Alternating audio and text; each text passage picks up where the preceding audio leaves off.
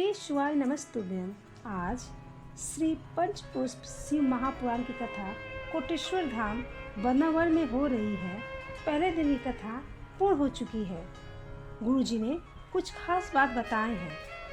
पहला, गुरुजी ने बताया ऐसी कौन सी चीज़ें हैं जो कभी बासी नहीं होती। दूसरा, हम सुबह दूसरे के बगीचे से फूल तोड़ते हैं, यह सही है या नहीं। तीसरा, पुष्प तोड़ने का क्या नियम है जिसे हमें ध्यान में रखना चाहिए। चौथा, किन कार्यों के करने से जीवन में बड़ा रोग हो जाता है। पांचवा, बंजर भूमि को उपजाऊ कैसे बनाएं। पंचपुष्प में गुरुजी पारिजात पुष्प के विषय में बताए हैं। इन सभी की जानकारी आपको इस छोटी सी वीडियो में प्राप्त हो जाएगी। गुरुजी ने कहा, जीवन की एक बहुत बड़ी विचित्रता है। यह मानव की देह है, शरीर है। यह पानी के बुलबुले की तरह है, आज है कल नहीं। इसका कोई भरोसा नहीं। शिव महापुराण की कथा कहती है, जो हमें क्षण मिला है, घड़ी मिली है, उससे हम जितना भी भागवत स्मरण कर सकते हैं करें, जितना भी भजन कर सकते हैं करें, जितना भी प्रभु को याद कर सकते हैं करें। गुरु जी कहते हैं, ढोंग की ज़िंदगी जीने से अच्छा है हम ढंग का ज़िंदगी जिए। इस संपूर्ण ज़िंदगी में हमने एक कदम भी ढंग का जिया है, हमने सतमार्ग के अनुसार जिया है, तो यह निश्चिंत है फिर हम इस मृत्यु लोक में जन्म नहीं लेंगे, महादेव के चरणों में जरूर रहेंगे, यह निश्चिंत है। कई लोग कह रहे थे, गुरुजी कथा दी है कोटेश्वर में, जहाँ आसपास के क्षेत्र में कोई बस्ती ही नहीं है, पूरा जंगल क्षेत्र है, एक ही रोड है, लोग वहाँ तक पहुँचेंगे कैसे। इस पर गुरुजी ने कहा, पर आप लोगों की लाखों की संख्या में दिखा दिया कि बाबा को ढूंढते ढूंढते आप यहाँ पहुँच गए। गुरुजी ने कहा, तुलसी का दल, गंगा जल, बेलपत्र और कमल पुष्प, यह चार चीज़ें कभी बासी नहीं होती। गुरुजी ने कहा, शिव जी पर एक लोटा जल चढ़ाने वाला या शिव महापुराण की कथा सुनने वाला एक दो पीढ़ी नहीं, पूरी 71 पीढ़ी तर जाती है। गुरुजी ने बताया, वास्तु दोष घर में होता है, पितृ दोष घर में होता है, काल सर्प दोष घर में होता है। जब घर से एक लोटा जल लेकर जाते हैं, शिव जी पर चढ़ाते हैं, तो अपने आप घर के सारे दोष समाप्त हो जाते हैं। गुरुजी ने कहा, आप दूसरे के पुष्प जिसके बगीचे से ला रहे हैं उससे पूछ के लाए। ऐसा ना सोचे कि सुबह सुबह कौन देखता है। शिव महापुराण की कथा कहती है, यह पुण्य का कार्य नहीं है, यह पाप कर्म का शुरुआत हो जाती है। आपके पास शंकर जी का पुष्प चढ़ाने का नहीं है तो आप मात्र एक चावल का दाना समर्पित कर दे, पर अपना चढ़ाएं। गुरुजी ने बताया, वायु पुराण कहती है, शंकर भगवान या कोई भी देवता को पुष्प चढ़ाना है तो वह पुष्प जब डाली से तोड़ा जाता है तो नहा के नहीं तोड़ते और पुष्प को धोया भी नहीं जाता है। अब आप सोचेंगे, बासी शरीर, फूल तोड़ा है, फूल को धोना भी नहीं है, पुष्प अशुद्ध नहीं हो गया। अगर आप बिना स्नान पुष्प तोड़ कर रखते और स्नान करके चढ़ाते हैं तो उससे न जाने कितने कितने दोष हमारे जीवन के समाप्त हो जाते हैं।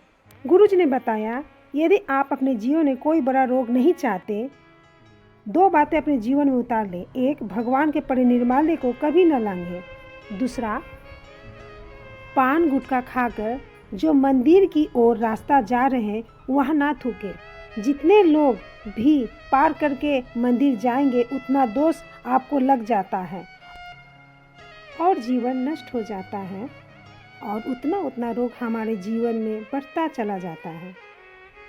गुरुजी ने कहा, अगर आपकी बंजर भूमि पड़ा है, कुछ नहीं होता, लोगों ने कह दिया यह भूमि बेकार है, तो आप भगवान शिव पर चढ़ा हुआ निर्माल्य को पूरे जमीन में खाद बनाकर थोड़ा थोड़ा गड्ढा खोदकर डालना प्रारंभ कर दे। उससे भूमि की उपज महादेव की कृपा से अपने आप बढ़ता चला जाता है। गुरुजी ने कहा, अगर आप कोई मंदिर दर्शन करने जाए उस मंदिर में कोई बेलपत्र फूल पड़ा हो तो आप उसे उठा के कोने में रख दें ताकि वह किसी के पैर न लगे और ना ही उसे कोई लांघे। गुरुजी ने कहा, जिस बोर में कुएं के पानी की कमी होती चली जाए उस बोर कुएं के आसपास बेलपत्र के पौधे लगा दे। मेरे महादेव जब पार्वती जी से मिलने आएंगे तो माँ गंगा को साथ लेकर आएंगे। गुरुजी ने कहा, पंचपुष्प में एक पुष्प पारिजात का फूल जिसको हरश्रृंगार का फूल भी कहते हैं। यह पुष्प ऊपर सफ़ेद और इसकी डंडी नारंगी रंग की होती है। यह रात्रि में खिलता है। जिसको संतान प्राप्ति नहीं होती या किसी कारण वंश की वृद्धि नहीं होती है या कार्य सिद्धि वैभव प्राप्ति के लिए या अपने हृदय की सुख समृद्धि के लिए महादेव की आराधना पारिजात के पुष्प से किया जाता है। पारिजात पुष्प समर्पित करने का भी एक नियम है, ध्यान से समझे। सबसे पहले अशोक सुंदरी की जगह पर समर्पित करें तो डंडी का मुख शिवलिंग की ओर रखें। फिर वापस उस पुष्प को उठाकर माँ पार्वती के हस्त कमल पर समर्पित करें। इसमें डंडी हमारी ओर और पुष्प का मुख शिवलिंग की ओर रखें। इसके बाद तीसरी बार पुष्प को उठाकर शिवलिंग पर चढ़ाएं और डंडी शिव जी की ओर अपनी ओर रखें। इस समय पारिजात के पुष्प की डंडी से ही महादेव को त्रिकुंड लगाया जाता है और महादेव से प्रार्थना करें। डंडी से कैसे केसर बनाया जाता है इसे समझें। फूल की 25-50 डंडी तोड़ ले, उसे धूप में ना सुखाए, ऐसे ही घर में किसी कटोरे में रख दे।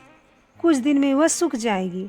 सूखने बाद उसे पीसकर चंदन तैयार कर ले। जिस समय आप वैभव वंश कार्य सिद्धि के लिए पारिजात का पुष्प अर्पित करें उसी समय इसको पानी में घोलकर महादेव पर लगाएं। जैसे केसर घुलती है, केसर का जो रंग होता है केसर जैसी सुगंध भी होती है। गुरुजी ने कहा, सोमवार की अष्टमी के दिन महादेव पर पारिजात का पुष्प जो आराधना करने पर उसका फल भी हमें अधिक प्राप्त होता है। अगर आपके घर पारिजात का पुष्प है तो प्रत्येक माह शिवरात्रि में आप पारिजात का पुष्प जरूर समर्पित करें। अगर आप शिव जी को रोज जल चढ़ाते हैं, अपने डंडी को सुखा के अपने चंदन बनाए हैं तो वह चंदन प्रतिदिन महादेव को समर्पित कर सकते हैं। गुरुजी ने बताया, महादेव को जब पुष्प समर्पित करें तो कभी भी पीछे की डंडी ना तोड़े। 3 शिवालय ऐसे हैं जहां पारिजात के पुष्प को समर्पित कर देने से मनमांछित फल की प्राप्ति होती है। पहला, नर्मदा से निकला नर्मदेश्वर महादेव।